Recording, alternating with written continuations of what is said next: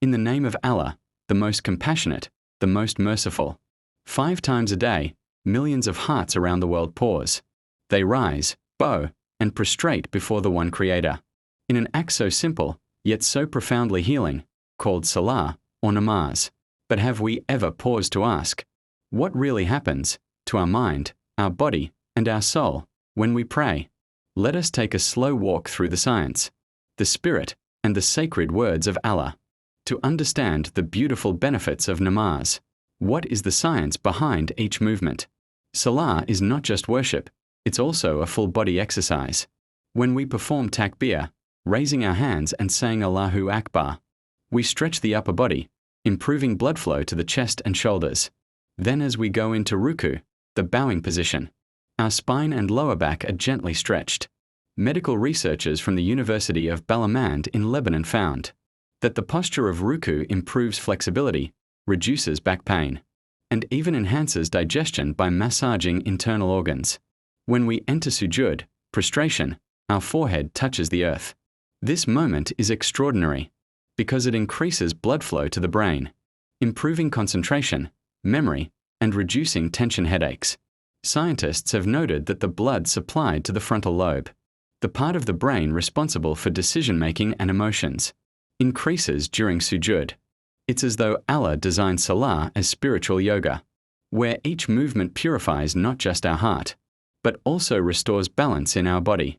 The Prophet said, "The closest that a servant is to his Lord is when he is in prostration." Sahih Muslim. From a scientific view, this posture also lowers stress hormones like cortisol and increases the production of endorphins, the body's natural happiness chemicals. And when we sit in tashahhud, we rest calmly with our spine straight and heart aligned, improving posture and stability. Every salah, repeated 5 times a day, becomes a rhythm of motion, breath, and mindfulness, a built-in system of physical and mental renewal. What is the psychological and emotional healing? In a world full of anxiety, loneliness, and noise, namaz is the believer's quiet refuge.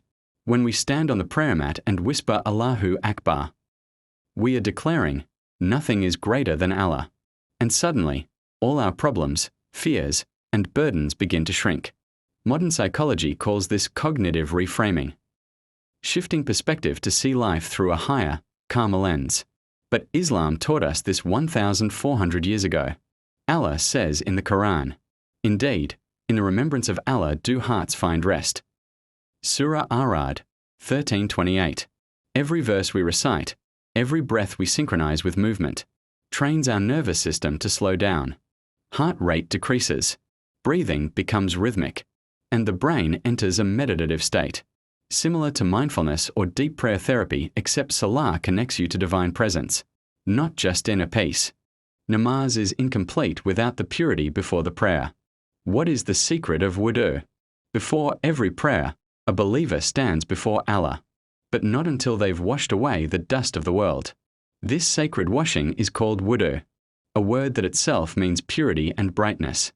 When we begin Wudhu, we wash the hands, removing the traces of what we've touched, reminding ourselves to do only what is pure. We rinse the mouth and nose, cleansing the paths through which we breathe and speak, so our words and breath remain truthful and clean. When we wash the face, the Prophet said, every sin that the eyes have looked upon is washed away with each drop of water. Then the arms, washed up to the elbows, symbolizing the actions we perform, purified again for Allah's service. When we wipe the head, we calm the mind, letting go of heavy thoughts.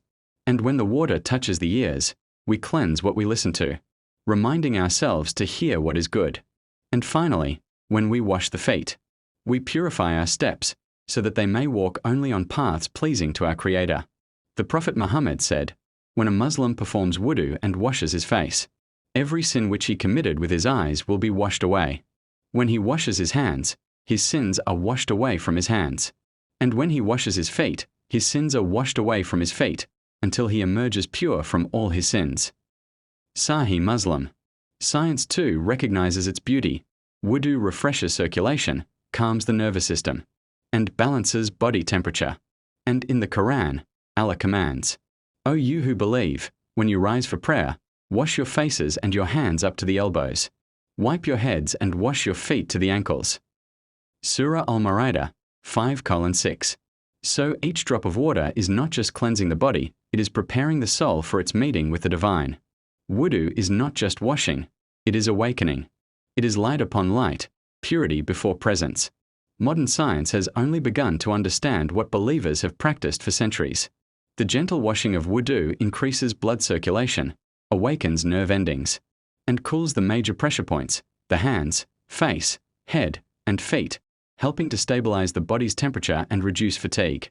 Researchers also note that frequent washing lowers stress hormones, refreshes the skin, improves sleep quality, and keeps the body in a state of calm alertness, a perfect preparation for prayer and focus.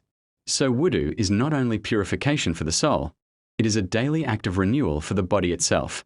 Beyond the body, Wudhu gently resets the mind and emotions.